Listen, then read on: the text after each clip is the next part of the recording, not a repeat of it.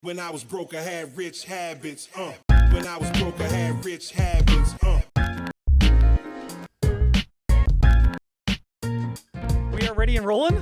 Emergency podcast. Emergency episode. We don't know if we're going to call it episode emergency. 15. Yeah. This is episode emergency. Jeepers. Rent rules are flying off the charts. Yeah. Things are changing. People are going nuts. The streets is buzzing. The streets are fire this time with landlords.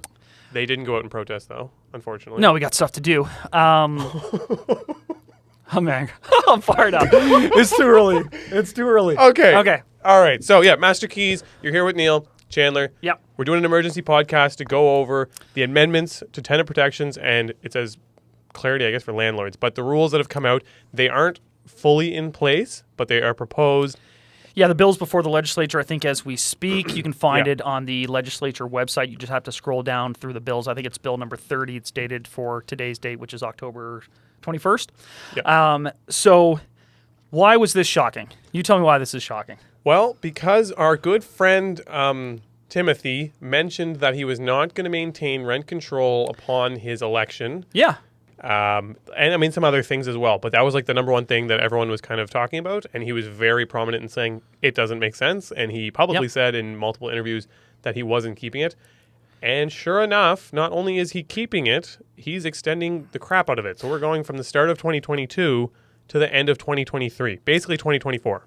Yeah, and we covered a lot of this in our election episode where we were kind of forecasting and looking a little bit at the provincial election, which was 2 months ago, I think almost to the day. We looked at the platform, and there was a number of reasons that I voted for the Progressive Conservative Party. It wasn't specifically the rent control, but certainly that was a big part of it because he was adamant that it doesn't make sense. Doesn't make sense. And why doesn't it make sense? Because it does not work, and we can unpack that, and we've talked a lot about that at length in previous episodes. It doesn't work. It doesn't make sense. And his whole stance was, I'm the adult in the room. I'm an accountant by trade. I get it. I understand economics.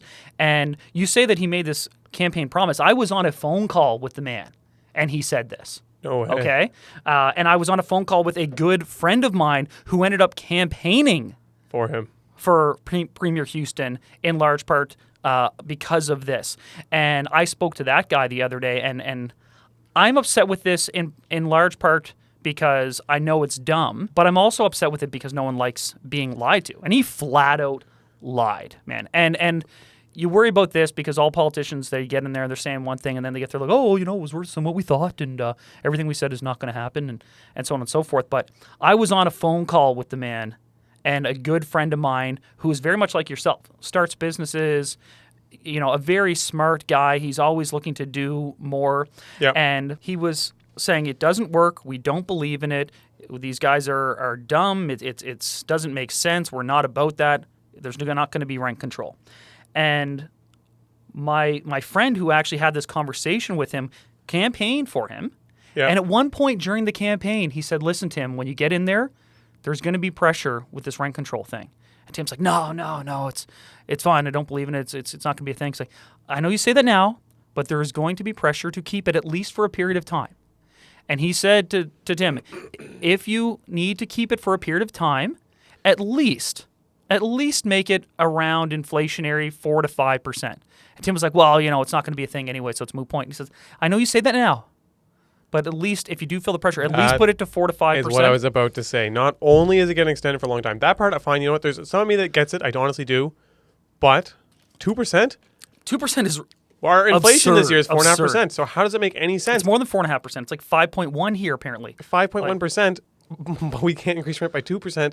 So you're literally losing money like by 3.5% out of it doesn't make any sense that you can't do that. Like it just and we all know that if inflation, is across the board household items, right? The consumer price index and what have you, the inflation in the renovation and the maintenance and the trades is significantly higher than that. It's double digits, the inflation in those elements. So then when you include, what would you estimate your insurance went up last year?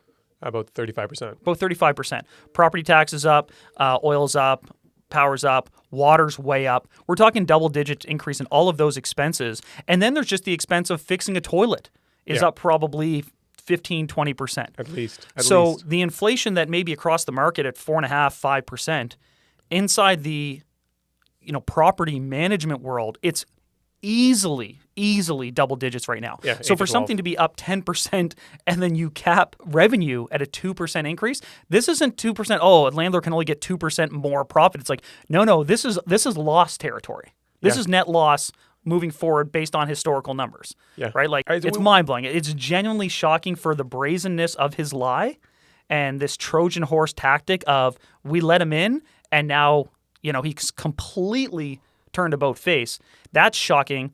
And then there's just the fact that it makes no economic sense.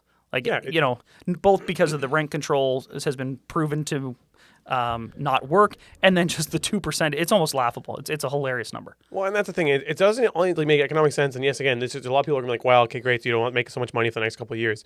But we were talking about this earlier. It's going to stifle even people who want to get involved.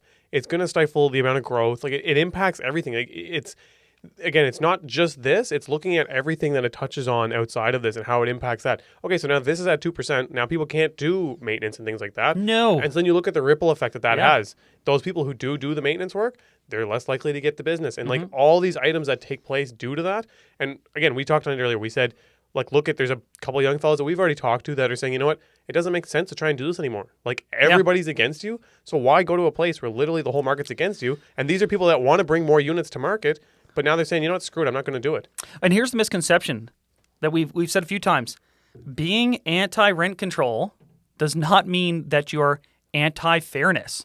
It doesn't mean like, oh, I don't believe in anti-affordable. Yeah, I just because I don't believe in rent control, I don't believe in it because it does not work. It makes things worse, ultimately for the tenants as well. On a very micro level, for 1 minute, you know that your short-term lease is not going to increase that much. Yep.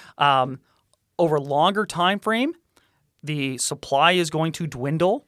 Yep. The buildings are going to fall into disrepair. Yep. You are going to see very poor trickle-down effects of a lack of spending on property and what that is going to take out of the economy in terms of job creation. And I mean, I know there were major REITs looking to reinvest into some of their stock here. And we're talking major holders, 1,000+ units, who had, a couple $1 million, $40 million planned to upgrade units that are just like, now, well, we can't do that. Well, they'll work on their places elsewhere. Oh, yeah, the Oda province. They'll just draw all their money out and they'll go work on other provinces where they're welcomed and it makes sense to do so. Here, it doesn't make any more sense to do so, so why would you do it? They've now gone so far to do the rules that it's at first, it was all fun and games because, everything was going crazy. But if you hit it so hard, eventually the repercussions cause an actual pullback. Yeah. Right? So this is like a forced pullback. And again, no one's seeing it right now because we're in the midst of the craziness. But now this is a long enough period of time where it could actually cause an issue. It's always been so hard to do business here. But if you stuck with it, you could kind of carve out your niche and you could actually legitimately get ahead here to the point that it became the fact that this idea that you had to go elsewhere was being proven wrong. You could stay here and do well. And increasingly, at first, the second it starts to happen, man, it used to be the people who come from Ontario like, man, this is so great here because I can get ahead, I can make money, I can, live my life that maybe get involved in industry. Yeah, that I couldn't do in other provinces. And it's now, how many people have you had lately that show up here and go, oh, it's not so great here anymore? Like, I heard this thing, I'm like, yeah, man, it's not that way anymore. And it's quickly They come, they try, and they're like, you know what, if it's not going to happen, then I'm going to leave again. Yeah. Right? So like everyone's all fired up that we have these massive migrations. We got these huge migrations from the other provinces, but they're going to come here. They're going to try and do the businesses they want to do. And if everything's getting shut down and stifled and like just shut and they just roadblock after roadblock, eventually they're going to be like, you know what? I'll go back. If I'm going to hit roadblocks, I might as well do it in a place where there's massive growth and there's massive potential versus a place that doesn't have that opportunity. Yeah. I mean, everyone knows the big property management companies here, like the Armcos, the Gillums, or, all of these big companies.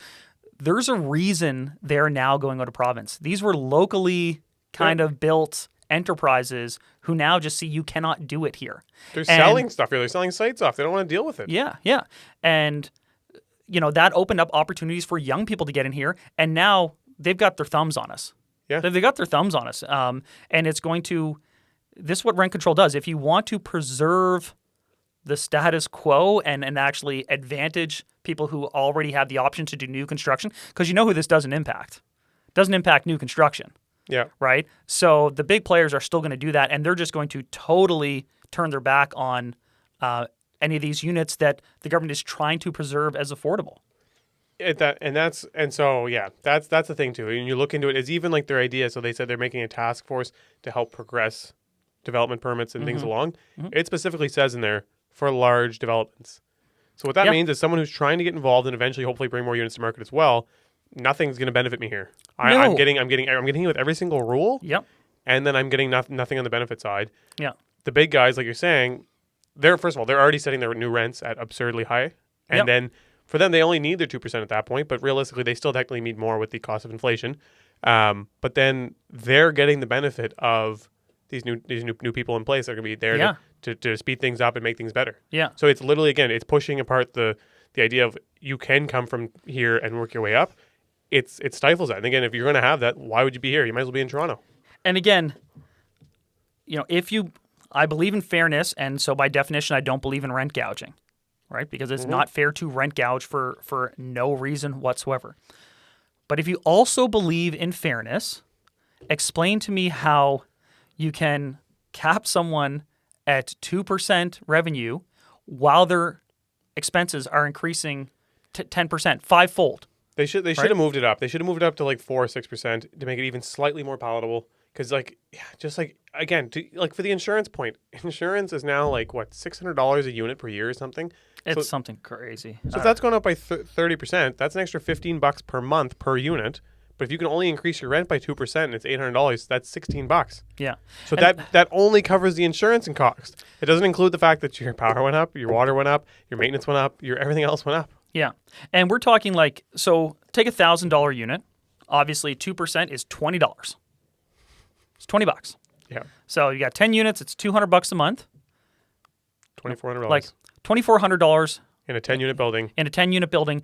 That's what your revenue can be this year as compared to last year. When the front door gets smashed and you have to replace it, you've now lost your $2,400. Yeah. And I'll tell you, the front door gets smashed fairly frequently. Like, how can you, if you're only getting $200 extra from someone over the course of a year, and their toilet starts to leak, you just don't replace it. You've now, either don't replace it or you've lost money on that unit. Like, so you can't tell me that, I'm about this because I believe in fairness.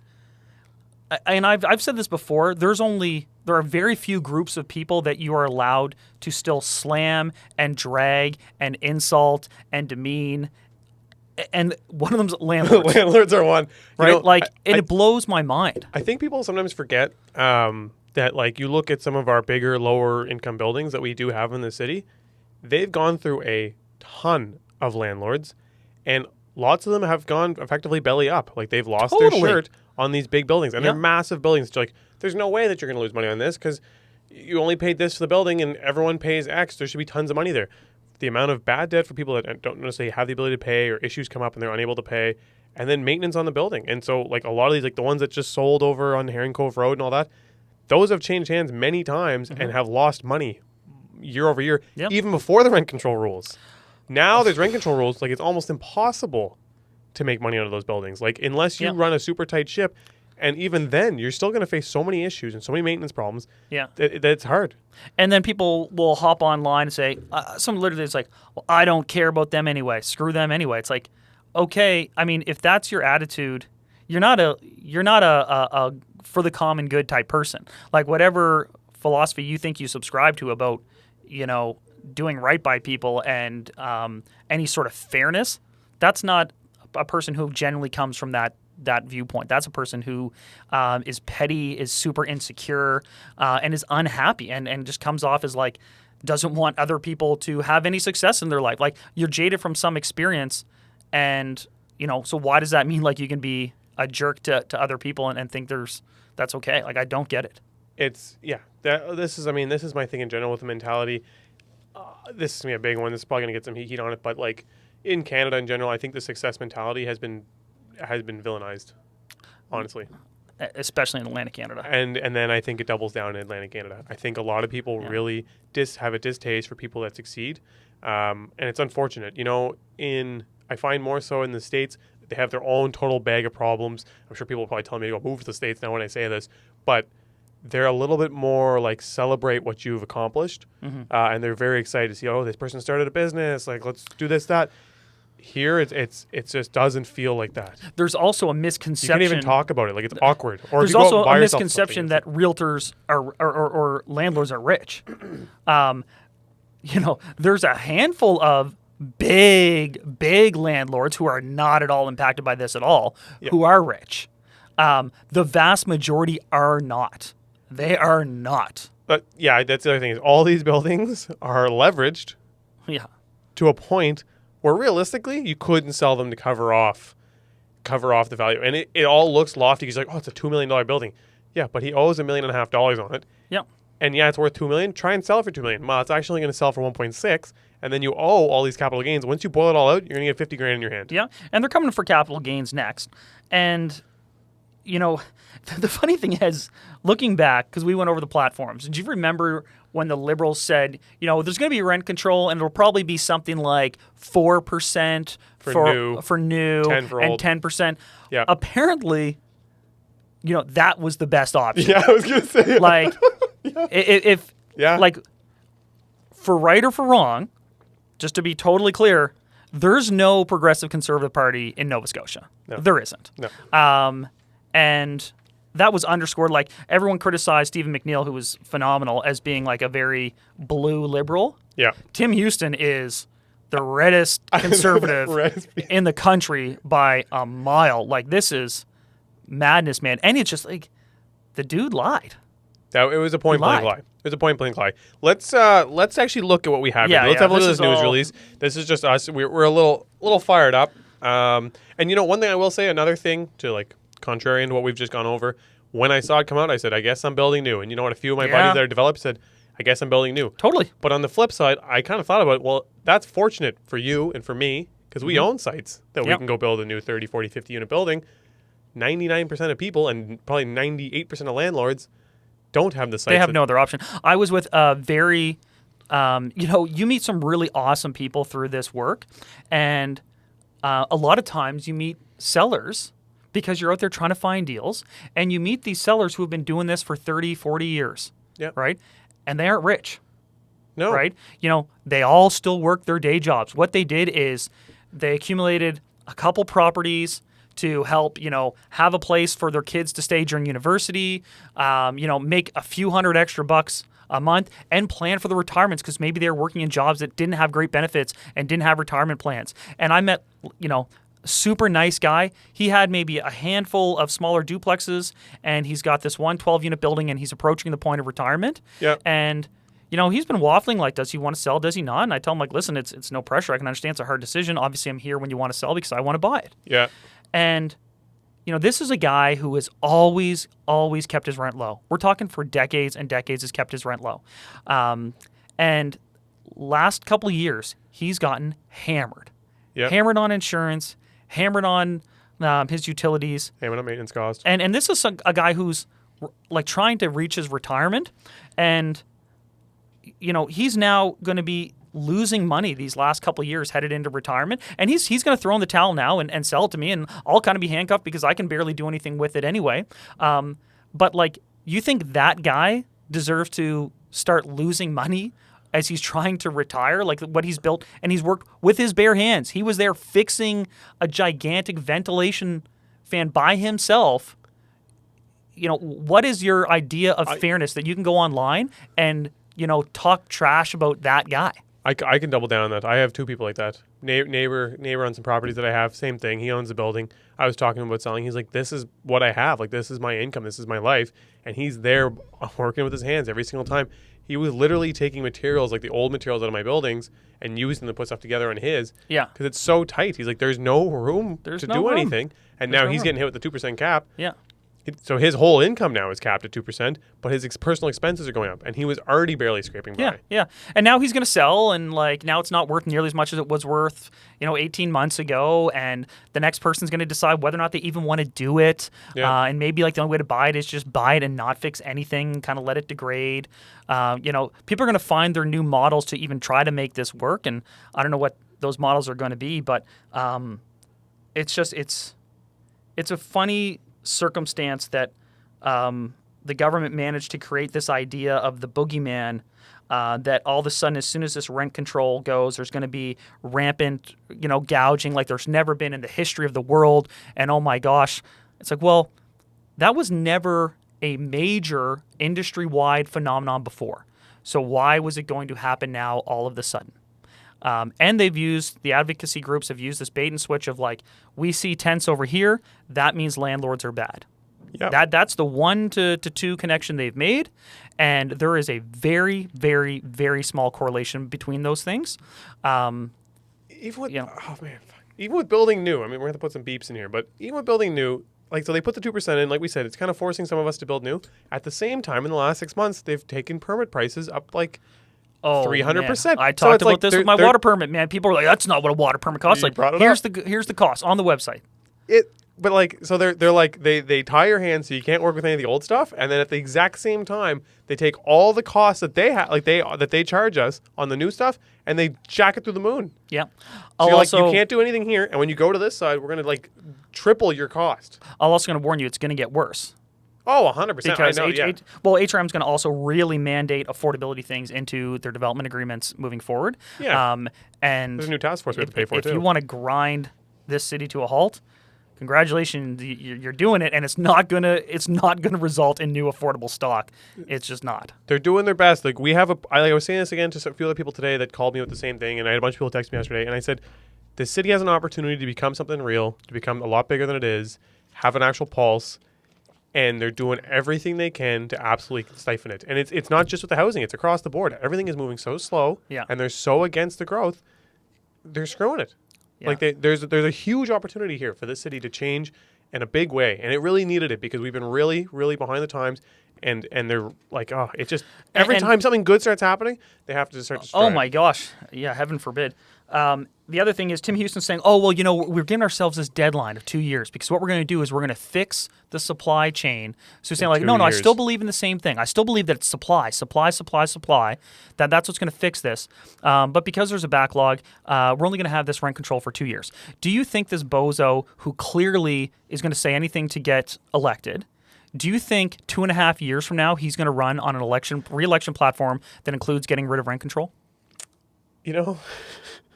He's not, right? I mean, this is who this guy obviously is, and we know now after the fact.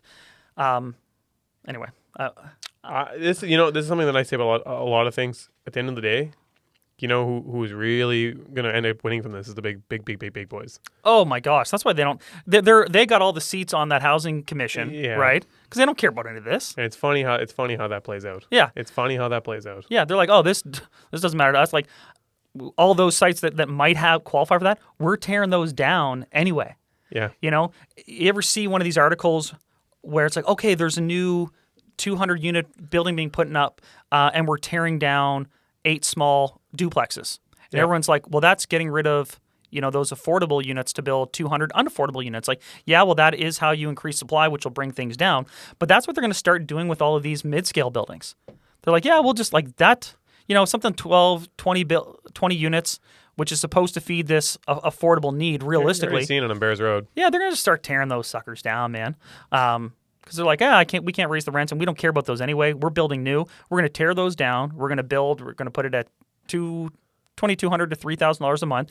And guys like you and I, like, we won't even be able to buy that stock because it's going to be getting torn down. Basically, Montreal, it's mafia. They're in, and it's... Yeah, it's all right, so I digress again. Let's go back to let's actually read this news release. All right. So, new rules to protect tenants against renovation evictions are included. Okay, no. So it's amendment to strengthen tenant protections and provide clarity for landlords. So again, really nothing for us. Anyways, that's fine. So the proposed amendments. Tenants will be given a minimum of 3 months' notice to be evicted due to renovation. Yeah, let's talk about these in twofold. So the first thing, obviously, is the big 2% rent cap that runs. About that. Yeah, for over 2 years. This runs to December 31st of 2023, which the first time I read it, I thought it had to be a typo, but it's not the case. So it's over 2 years that those are going to be fixed. Yep. Within that, one thing that has changed, and this is especially applicable to month-to-month tenants. Okay, so month-to-month tenants are often more more established in the building, i.e. they've been there for a longer period of time. So if you're on a fixed term, this doesn't really affect you anyway. But if they've been there for quite some time, the most they can be increased is 2% up until December 31st of 2024, when he'll undoubtedly extend it while he's trying to get reelected. One thing that's changed, though, is normally on a month-to-month lease, you can only be given notice in advance of your anniversary date with, I think, 3 or 4 full calendar months. 4 full calendar months of a rental increase. What you can do now is that there's no anniversary date. So if you have not been given a rent increase in the last 8 months, your landlord can give you notice now, and 4 months from now, there can be a 2% increase. So if you're a landlord out there and you have tenants that are on month to month, you can today give them written notice of a rental increase to be applicable 4 full calendar months from now, regardless of their anniversary date. Love that word. So that's one little caveat there about that. But you can only increase that once in a 12-month span. So once you've done that, you've effectively created a new anniversary date because you can't move them again for another 12 months. But, say you forget and you're like, oh, shoot, I didn't give them notice for the anniversary date. So no, there's no anniversary date. It's just 4 months notice from month to month. Which I think makes a lot of sense, especially where things are changing hands a lot right now and there's a lot of missing leases. Oh, my gosh, yeah. I don't know what day I moved in. It was 1992. Yeah, and I think it's been very casual for a long time because it really wasn't as much issue and so many rules. So it was almost favorable on a lot both ends. There's a lot of verbal people just kind of like, yeah, I had a lease, been here for 3-4 years. We don't know what a lease is, but everything's all good. He gives me a notice. Everything's fine. But then when this happened and they got so tight with the rules and the dates and everything like that, now everyone's had to go down this path of like really formalizing. And when they did that, it became difficult to give a rental increase or any sort of change on a lease because if you didn't hit the exact date, you were then screwed for another 12 months. Yeah. So by doing this, it allows people to actually get back to that point of being able to actually have the conversation like, okay, like in 4 months, here's a notice, 4 months. Because it's much too difficult otherwise. Like it doesn't make any sense, especially as a landlord, to try and figure out what's going on when a building is leased up in all different periods of time. Yeah, when you start getting 50 units, you're like, okay, so whose anniversary date is what? And I'll talk about something about that a little bit later. But what else we got here? Yeah, so going back to the renovation stuff, so tenants will be given a minimum of 3 months notice. So I guess, and we've seen already people getting up to 12 months notice, being mandated to give 12. Yeah. Mutual agreements to terminate a lease must be written. So it can't be any sort of verbal, so it must be written. I think that includes text and email. No, you can give people notice of things by text and email, but that's more to do with like access and small stuff like this. So this must be a physical paper written copy. Yeah, so there's kind of 2 parts of this. The big question is, okay, what can I do with my rents as a business owner trying to keep up with costs? Well, you can't do anything. You've got the 2%, and that's about it. And then there's the question for individuals like ourselves who are buying really, really rough buildings and then trying to invest the capital to provide better stock. The renovictions, as they're kind of known, is when the landlord goes in and says, hey, I'm renovating, you need to leave so I can do these renovations. Yep. Right now, they've created a more formalized way to go through that process. It's been a giant gray area right now. It's been a giant gray area. So the way it works now is as the person going to do the renovation, and this is applicable to people out there, you need to apply with the tenancy board effectively. First option is you can go to the tenant and say, hey, this is what's going on. Can we work some sort of deal here? Yeah. And if you get a deal, you have to do it in writing, and then you can have a mutual release. High fives all around. Yeah. If the tenant says, no thanks, I'm going to stay here for as long as I can, then you have to apply to the tenancy board. And you're going to have to say, prove why this renovation is such that the tenant cannot stay. And that would include things like permits and plans and a description of the scope of the work and all of these things. And you need to make your case for an arbitrator effectively. And then that arbitrator has discretion to do the following. They can let the tenant stay for an amount of time no less than 3 months and no more than 12 months. So total discretion. I don't know if there's going to be a set of criteria or what, but they can say, okay, you want to start renovating this building. It needs a lot of work. We see the scope. We do believe that. We're going to give that tenant this amount of time to stay there. So 3 months, maybe 12. Yep. Regardless of when the tenant leaves, they can be credited. They are 1 credited to 3 months. 1 to 3 months of rent. And so what that means is, say they agree to leave after 6 months or whatever, they get the last 3 months effectively free. So if they leave after 3 months, you have to write them a check for the equivalent of their 3 months rent. If they stay the full 6 months, then the last 3 months they're there, they can just stay for free. Yep. Okay, so they're effectively getting a 3-month credit that they can either take in cash or they can take in free days in the unit. And if they leave kind of in between there, it could be less or more, right? If they decide to stay 5 of the 6 months that they were allotted, then they get $1,000 back and so on and so forth. So that is how that quote-unquote renovation, as it's become known, process is going to work. They have an exciting asterisk on here, which I'll explain. Ooh. So in the event that a landlord violates these rules, Yep. there's additional compensation that they may be on the hook for, starting with moving expenses, which aren't too bad. But this one's really exciting. This one's hilarious, yeah. Is paying the difference in the tenant's new unit and the rent they paid in the former unit for up to a year. So, like, I don't know, does the tenant have to have signed a lease in advance? Because if I won this as a tenant, I'd be like, penthouse? I think so. Totally. Like, I don't know how exactly they're going to do This is a that. scare tactic intended for a very small handful of landlords. Yeah. In fact, this whole thing is meant to address the actions of a very small handful of landlords, but I can't think of one more obvious than that, Yeah. which is like there was a process. Yeah. There was already a set of rules to address all of these things. Yeah. People were circumventing it, which they shouldn't do. And a clause like that is the one that they're putting there specifically for those bad actors. It's like, okay, we had a process, and whether people agreed with the process or not, you didn't even follow it. Right? I don't think there was. I was saying it's a very, very small percentage because I think even some of the people that took heat in the news for potentially circumventing it, I don't think they really were. I think agree. what was happening is they were going through the process, getting the result or getting awarded the ability to, let's say, evict a person, and then the person just continued to squat. Totally. I think the ones that we saw Yep. in the news were actually literal squatters, but it got twisted to make it seem like they weren't following the rules. Yeah, I mean, there's too many cases to say, but Yeah. there's no doubt some instances I where think that this was a wasn't lot done of it, correctly. though. Totally. Like, totally. I Like, don't think there was many landlords that took the path of just going full Man, you think of no rules following. Yeah. I don't see this one getting paid out often. It's no, because that's not going to come to fruition. It's just basically a threat, and I agree. Like, people that already have something in their brain are convinced that this is a rampant issue. It's happening all over town, and this is going on. It's just factually not true. Yeah.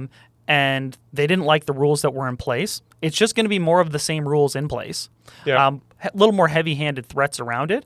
Yeah. But this is like people get sucked into this algorithm. Like I don't know if I talked about how if I Googled shark attacks in Nova Scotia and like all of a sudden all I get is like shark stuff in my. Yeah. If you want to feel some way about something, the internet is going to validate you. Oh, yeah. And this is a hot media cycle. You would believe that this was a rampant issue. It was not. It is not, and it wouldn't have been, but.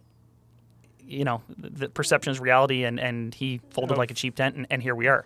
Hundreds of thousands of units. It's like a few hundred that there was some nation. Not even. Yeah. So, okay, the other tenant protections that went in, you kind of went over some of them, but is rental increase notice. So now, like you said, you can do it within 4 months. It doesn't have to be right on the anniversary date. Yep. But it can only contain one amount. This was a weird one. Actually, I think this one targets the bigger landlords. I think a lot of the bigger landlords, like the big boys, were sending out this idea of, if you renew for a full year, here's your rate. If you go to a month-to-month, here's your rate. Yeah. And I say that because I did get one, and I was given 2 options for my rent. And I had never even thought or considered that, and I didn't think it was a thing. And I guess it wasn't, but then they physically have formalized that. And basically what they're saying is, so if you, let's say you're at $1,000 and your year's coming up, and they say you renew for another full year, we'll take you to $1,000 or $1,100. But if you renew on a month-to-month, which is what you were allowed to do, it's $1,500. Yeah. There's also an option here, and it's not in what you've got there in front of you. But if you are on a year-to-year and you've received a rental increase notice, you automatically have the right as a tenant to switch to month-to-month. Yeah. Yeah. That was in there as well, which is kind of an interesting thing to note as well from a tenant's perspective. It says here landlords cannot charge different rental rates for different lease terms. That one, I don't totally like. I think if I'm signing someone for a shorter period of time, like I think I should have the ability to charge more rent, like because it's more work for me, it's more risk for me. You'd think that all these things would make sense. This one, I don't know if I get it on the renewal more so. I understand on the renewal side of things, but if I'm signing you up and I'm signing up to start with a month to month, I'm allowing you a luxury to go month to month, so you have to pay. It's like when you rent an Airbnb or an apartment for the weekend, they don't take 1,000 divided by 30 and give it to you for $33 a night. Yeah, yeah. They charge you extra. So it's the same here. If we take a year and we break it into 12 sections, and you're only going to take 4 sections of it, I can't give it to you at 1/3 of the rate. I have to charge a little more because I'm likely going to have an empty month turnover. Sorry, you know what? I just remembered something I want to backtrack a little bit on. With the renovation allowances for tenants, the 3 months is if it's a building over 4 units.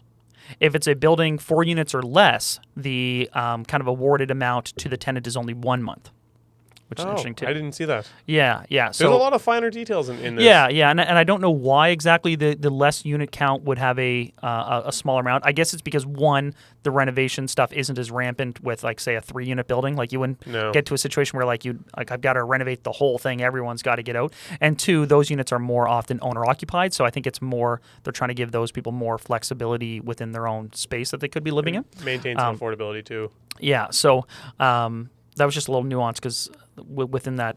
A small owner, I think maybe the idea there is if you're a small owner and you own one triplex and your unit's rented at $1,500, you might not necessarily have $5,000 to give a tenant, but you need to do some renovations. Yeah. You know what I mean? Next one here, security deposits. So they have a streamlined security deposit claim process. So it's easier for tenants to get back their security deposit. Not exactly sure what that means. Yeah. I know one thing that they were talking about, and it says in the lease, it said in the old lease that it needs to be an interest-bearing account that we keep the security deposits in. Yeah. And I've never actually seen, even in the many apartments that I've rented, I've never gotten back interest on it. And I don't think anyone really paid any attention to it. And so they actually removed it from the most recent copy of the lease. Yeah. But they seem to be bringing that back. Yeah. So again, I don't know how, was there an interest rate defined? No. So like, you put it in an account that, like, 0.1%? Yeah, so I don't know. How are they going to, if I have a 0% account, okay. Yeah, I think their thought with this is the security deposit has always been a really weird thing because it's held by the landlord, but the landlord can't keep it without applying for it. But if they don't apply for it, they kind of have already kept it because they already have it, and the tenant would have to file some sort of, complaint against it. So I think this is trying to create a system whereby a tenant can say, like, listen, I deserve my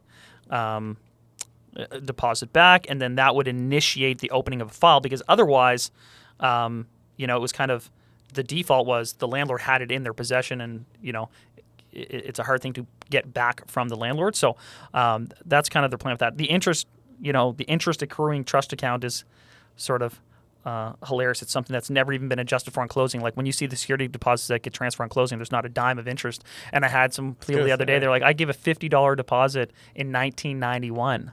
And they're like, what's it worth today? It should be worth thousands. I'm like, you don't understand how interest works. It's not worth thousands. But I put it in like a Google calculator. What's $50 from 1991 worth today? And it was like not much. There's definitely some people that, like, depending on how they put it in, like if someone's been leasing a spot for 20 years and they had $500 in there, maybe it is actually a little bit more. But in general, it's still going to be. The only point where it might be a bit of not a moot point is like somebody like a Killam. Like they have millions sitting in trust accounts. Yeah. In trust accounts. Yeah. But the other thing that's funny is like, they know inflation's going up and interest rates are going up, so like there's going to be interest on those more than there were before. True.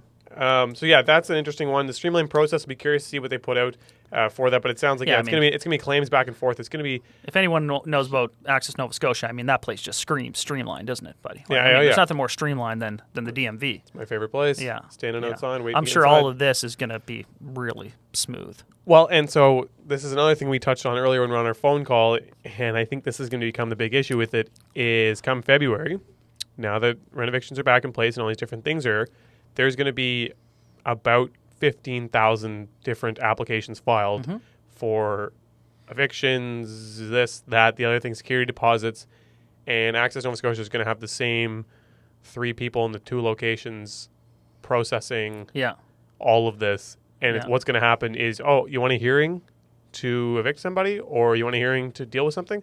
Okay, we're booking them for 2024 now. So you're going to have to deal with the situation. And then we're going to have this same crap of people ripping doors off and just crazy shit going on. And people very, very mad, tenants and landlords battling because, unfortunately, they don't have the resources. Well, they don't have the resources to enforce this, basically. They don't have the resources to handle this, to enforce it, to even think about managing it and administering it. They can't. Imagine this circumstance, right? So you've just bought, your first 12-unit building. And your plan from the outset was to renovate it extensively. You now have a process, like say you cannot come to an agreement with the tenants, and now you have 12 notices to file at Access Nova Scotia. You have to go down there and presumably fill out 12 forms for 12 different tenants that will then need to have 12 different hearings. And this is one person buying one building. Yeah. Right? I don't know if they realize the mess that they've created with that, just even logistically. This is... And think about it. So then I don't even think you can do that until February 1st because I don't know if this is going to, kind of supersede the state of emergency or what have you, because otherwise those notices are going in even sooner. But say it's February 1st that the current state of emergency is lifted and you can go in and you can apply for these things. Best case scenario, you have a hearing March, April, May, June, maybe June, July. Best case? No chance. No chance. Call it July. Sure. And then you sit down with the arbitrator. And they say, well, I've been hearing out there that there's a housing crisis. I've got discretion here to go anywhere between 3 and 12 months. They're going to go, even if, depending on who you have, maybe they go in the middle. Maybe they go 7 months. So now you're August, September, October, November. It'll be, if you had designs on purchasing a building, getting it vacant, renovating it, and getting people new in there and refinancing inside of 18 months, not going to happen. You're going to be paying your bridge financing for a long time. Yeah. Prepare to renew your shitty money. Yeah. It's going to be, and the rollout of this is just going to be a nightmare at Access Nova Scotia. It's going to be terrible. Access Nova Scotia is a nightmare now, and there's really nothing allowed. You can't even do anything right now. Yeah. And trying to get a hearing and go through the process is impossible. As soon as you're able to do stuff again, it's going to be an absolute gong show. Yeah. But look at some other hypotheticals. Say you've got a nice little 5-unit building. Right? You have to now really make a decision. Do I want to rent this thing or am I converting this into a little Airbnb hotel? It's much easier. Why would you not? This is another place. You look at a place like Toronto. They put in their rent cap. All it did is they stopped building rental inventory because it didn't make sense. Yeah.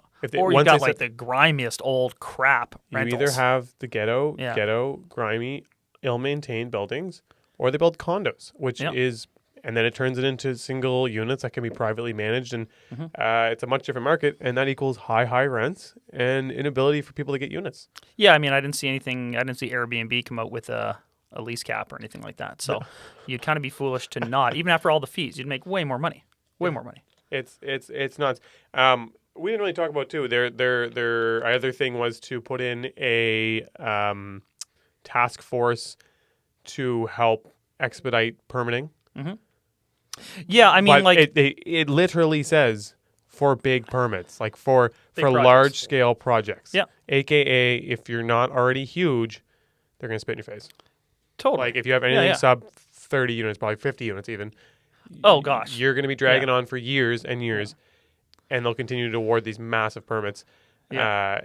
And I understand that in some note, but again, when you look at the way rentals are held, I'm pretty sure I was talking about this earlier, that roughly 70% are held actually by small-time landlords. Yeah. Not the big boys. And so that's a huge portion of the rental market. So, and there's a ton of small guys that want to build duplexes, triplexes, 4 units, 10-unit buildings, which actually a lot of times end up being more affordable. A lot of times these guys that build a 3-unit aren't renting their 2-bedroom for $2,300. Yeah. Right? Yeah, it's because they're wood construction. They don't have elevators. They don't have a gym in the place. They GC it themselves. They're not in downtown. Yeah, they're it's a much different workforce, and they also employ a bunch of smaller businesses, and exactly. And they're targeting all these different areas. They're not just in downtown. My colleague called the minister's office, who's in housing. They're in Kentville, telling us how to do rents in Halifax, and the rep that answered the phone first answered, he goes, "Oh, another one." right? When my guy started going off on him. He goes, yeah, we understand that this was probably going to hurt some of the smaller landlords more.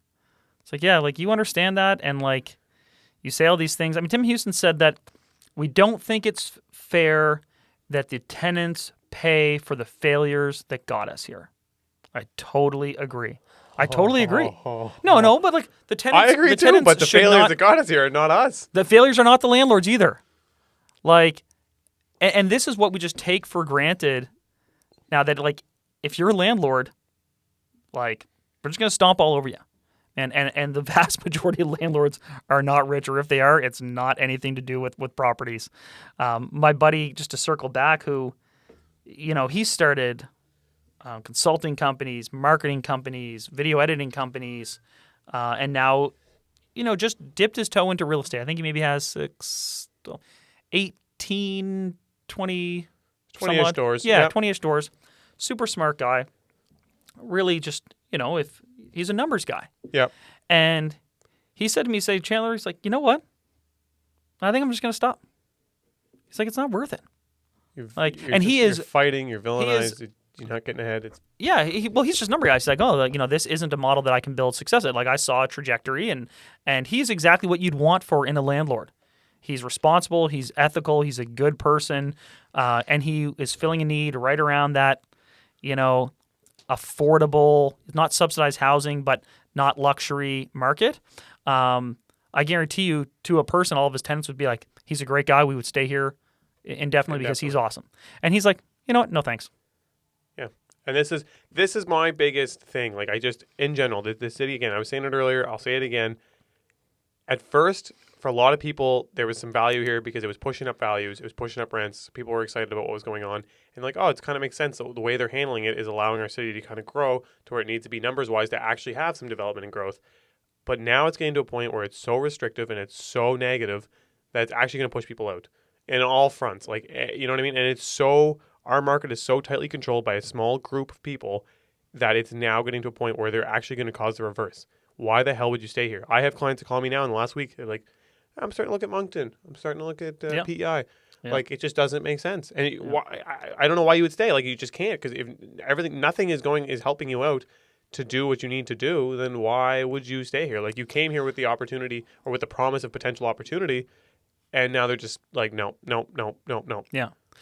And I mean, there are all these reasons, and all this is going to bear itself out in the next coming years. But a lot of these larger landlords that had mid-century product, because of the strength of the market, were about to dump a lot of money into their units. Yeah. Okay. And these are, companies that everyone would have heard of, and they supply a lot of the stock here. And they typically have been given 2 to 3% raises every year, or 3 to 4% raises every year anyway. But they were about to really extensively renovate these properties, still keeping them way under the upper rents, but rejuvenating stock that hadn't been touched in decades. And now they're just not going to do it, right? They're not going to do it. What they're looking at, and I know this as a fact, they're now being like, okay, we can't do anything with these old buildings. Tear them down. Yeah. Tear them down. That is what they're going to do. So if you're out there and you live in like a reddish, orangish brick building that's under 6 stories, that has a major landlord, and you think this was good news for you, your building's getting torn down. Yeah. I'm telling you. Because the only way you're going to be able to... The only way these landlords are going to be able to... Shouldn't call it a renovation, it'd be called a demo eviction. Yeah, it's going to be a demo eviction. It's going to happen. They're just going to be like, yeah, like 2% isn't a model that's sustainable for those businesses. No. It's not. So they are going to bring new product to the market. And they're sitting on some pretty big sites that maybe 20 years ago it didn't make sense to tear that building down. But for them, it makes sense now to tear that building down. They're going to do it.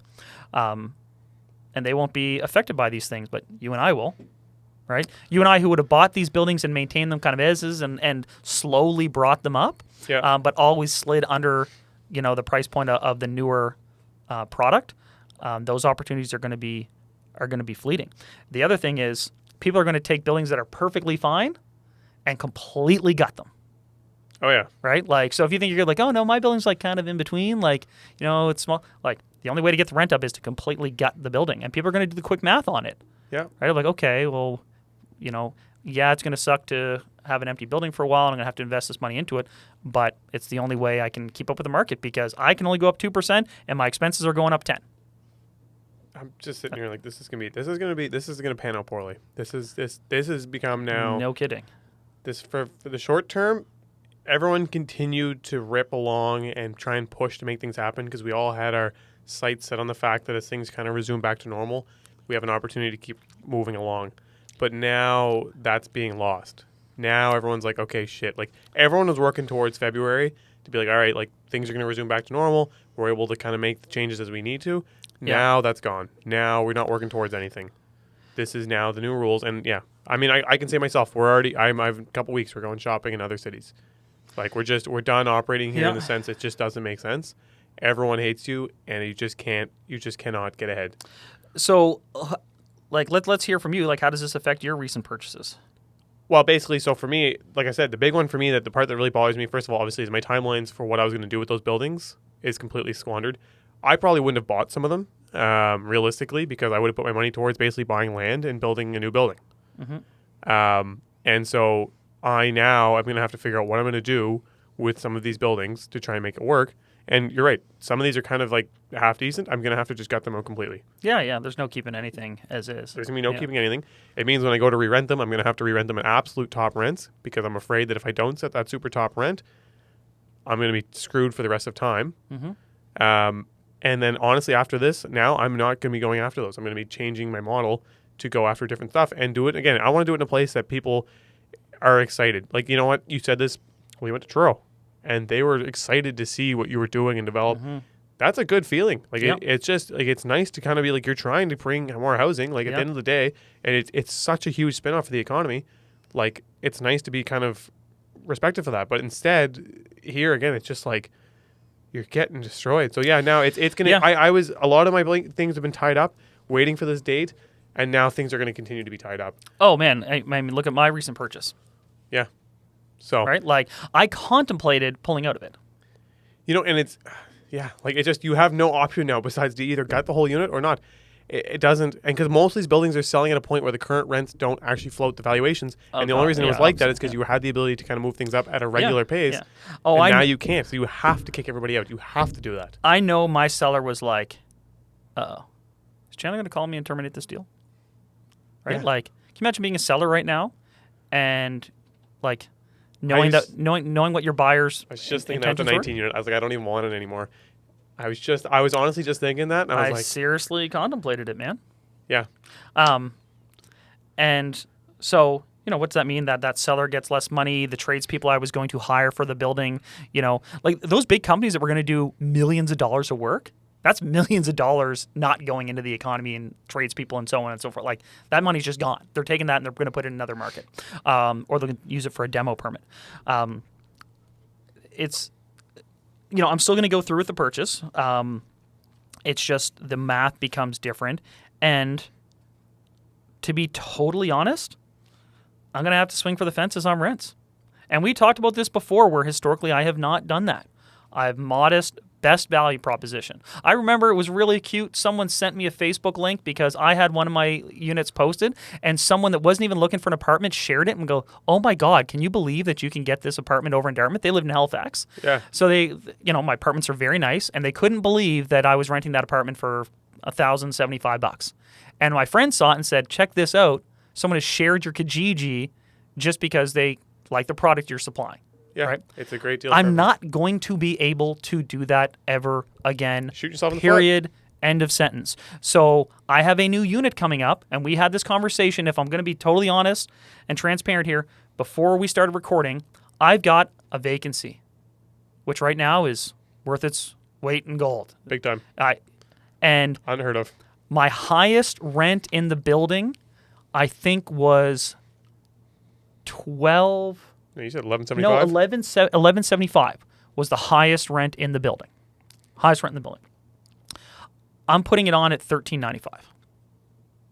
Right? And you're going to wait it out because at the end of the day... Well, I'm going to get it is what's going to happen. You're going to get it. But even if you don't get it in the first couple of days, you're still going to wait and get it because you're shooting yourself in the foot if you don't.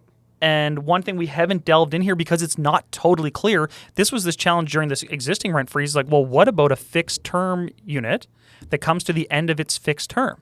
During this whole rent freeze, it was really ambiguous whether or not, okay, when their end of their fixed term is done, what can I do then? And it seems like the fixed term leases are still going to be carte blanche when that expires. So if you have a tenant whose lease ends, September 30th, come October 1st, you can do whatever. And that's going to involve, that's going to be where landlords are going to do two things. One, they're never going to let anyone get month to month ever again. And two, they're going to be like, you're here for 1 year and 1 year only. Because otherwise, I'm going to do whatever I need to in that moment to raise the rents. Get it back up. Right? And you're going to sign for a fixed term. I'm not going to let you roll over into month to month. Now, we've gone over our beefs, our qualms, our anger, our disappointment. Our all hurt of feelings. this- Our hurt feelings. our I hurt feel feelings. genuinely hurt. Yeah, I I'm filing a hurt feelings report as we speak. But we haven't kind of provided what we think probably should have happened. And I want to say what I think would have made a better impact, or some things that still maybe hopefully could come to light. And they're not necessarily guaranteed answers, and they don't address the 100 items that there are here, but just some big picture items that I think would have actually worked and made a bit more of an impact. So first off, the rent control, 2%. Again, I'm not opposed to rent control, but just at a Especially reasonable in times rate. of emergency. Yep. Yeah, in times that we're fine. That totally makes sense. But 2% is just stupid, like plain stupid when inflation is higher than that. So it should be like 6 to 10%. Honestly, that makes more sense. It makes, like, again, we beat that to death, but 6 to 10% is where it should have been. The permitting side of things, they need to have permitting, not just a task force for the big permits. They need to have one for all the permits. They need to push on all of them, because there's a ton of little landlords that want to do it in different places outside of downtown and offer units that will not be $2,200 a month. Additionally, their big thing is they say, this is what the city's been saying. It's not our fault. There's 20,000 units that are permitted and no one's building them. Well, put some timelines on them, because you know who's holding all those? The big guys. Yeah. I bet you if you took those 20,000, 18,000 are sitting with guys that already have 5,000 units, and they just buy all this land and they get all their permits, and then they just plan out their projects. They're like, yeah, we're going to get to that. They get awarded a 30-story building. I'll get to that in 7 years because I'm too busy. Well, unfortunately, then either you need to sell that land with that permit to somebody that can build it in the next 18 months, or you need to build it now. And they have those, but they kick them down the road all the time. It's like, it's 2 years to start. So if you dig a hole in the ground, you're good. Yeah. And then it's, I can get an extension and blah, blah, blah. There's so and much right now with bullcrap like COVID, that. you could have gotten an extension, no problem. And on the flip side, I wanted to start my building months ago. But one, it took 2.5 years for them to approve the damn thing. And two, $180,000 for water, or no, what was it $90,000 for my water permit, $180,000 for my building permit. I kind of have to save a bit of money to do it, right? Like, I'm trying to do it as quickly as possible, and they're making it as difficult as possible to put that building up. That's the thing. So I guarantee you that those permits that they are talking about that were being hoarded, I guarantee you. So 70% of units are held privately by small-time landlords, but I bet you 80% of the units, I'd be willing to bet my life, are held by big-time landlords that are just sitting on massive permits. Same with these parcels of land. Like, they're buying, so the city's like, we're providing all this land, we're selling off this land. Well, unfortunately, there's literally nobody that carries $20 million in cash except for, like, the top 10 of us. And they land bank it so they can control the price of the land. And then they land bank it so they control the price of land. Nobody can do anything with it. Like, these massive parcels, like, look at this huge parcel we just sold here. And, the Cogswell redevelopment. Yeah. There's literally 10 guys that can go to that auction. Yeah. There's literally only 10 people. And I guarantee you they'll buy all the parcels, and you won't see a crane in there for a long time because they're going to be too busy doing all their other stuff. And and then they can control, like you're saying, they're landing, they control the prices, they control everything. Yeah. So, and that just keeps the status quo, like guys like you and I trying to climb this thing. Well, now we just got 3 rungs of the ladder taken out from underneath us. Yeah. Right. And they're sitting over there having, like, operating on another stratosphere. Yeah. And loving the fact that even on our best day, best case scenario, there's no opportunity to get up there and compete with that. When, if you want to improve things, bring competition into the market. Yeah. Right? More supply, more competition, that's going to improve things, but they don't. Maybe a couple other land developers too, just for single-family home neighborhoods. Yeah. Like, I think we have 2. Yep. Like, how are you supposed to function a city on that? Like, that doesn't even make sense. Yeah. I mean, like we could talk about this for so long, and there's so many frustrations along with it. They also released a lot of money towards some short-term housing, and best intentions and blah blah blah and this and that. Yeah, they put some pushes on things. They put some money back towards the affordable housing, but they do that every time. And my question is, can you believe this guy?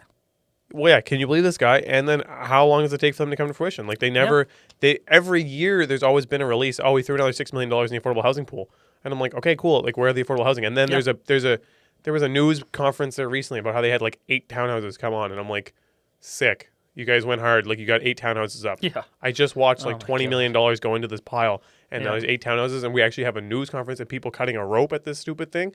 Like, you know what I mean? So, oh my gosh. maybe if I saw like them slapping up a couple hundred units down on some of the parcels of land, I'd be like, all right, sweet. Like, we have something going on here. Yeah. But they're not. Yeah, it's like, you know what I likened it to? So this is going to be funny because we're here with these plastic water bottles, right? Like, This should be good. we're all like kind of like trying to recycle, right? Yeah. We're like, all right, we're maybe destroying our planet. Yeah. The reality is there's something like 30 companies that account for 75% of the carbon, pollution in the world. Yeah. And those companies lobby governments and small scale organizations and these fake shell companies to create this idea that, what would be good is if me and you all recycled, right? Like, they convince us that that's the issue. We're the problem. So if all of us just recycle a little bit more, fine. pollution will go away. But that's not the issue. Yeah. And this is the same thing. Like, this is they've convinced everyone that the issue is landlords and rent control. That's not the problem, right? The government hasn't been providing this stock. It's been going on way too long. But they've convinced us that us recycling, and we all know, like, recycling is terrible for the environment in terms of what we do, because that big truck drives around the neighborhood, right, picking these things up, and all we do is just buy more of these water bottles, right? Like, it's no big deal, we'll just recycle them. This is terrible for the environment, just like this is terrible for the housing situation. To relate it back, all the big boys have made press releases talking about how it's the smaller few that have caused this issue, and it's not them. Yeah. And then they've lobbied behind the political guys. Yeah. Yeah. And they've gotten what they wanted. Oh, 1,000%. 1,000%. It's, congratulations, we got paper straws. So That's going to save a bunch of turtle. Like, this is so dumb. Yes. It's laughable. I will put one more thing from Chandler. I'm just going to say, like, the one thing I was thinking about was like, well, maybe some of these old guys are going to say, you know what? I quit, man. I'm 65. The last 2 years were terrible. The next 2 years are going to be worse. Trudeau's talking about 75% capital gains tax. Some of these old guys might be like, you know what? I give up. I'll sell it to you. And I don't know what we're going to do with it. And it's worth a lot less than it was before. And I don't even know if I want to do it. I don't know if I want it. But they may decide to sell. The other thing is, man, I'm going to sharpen my pencil on everything.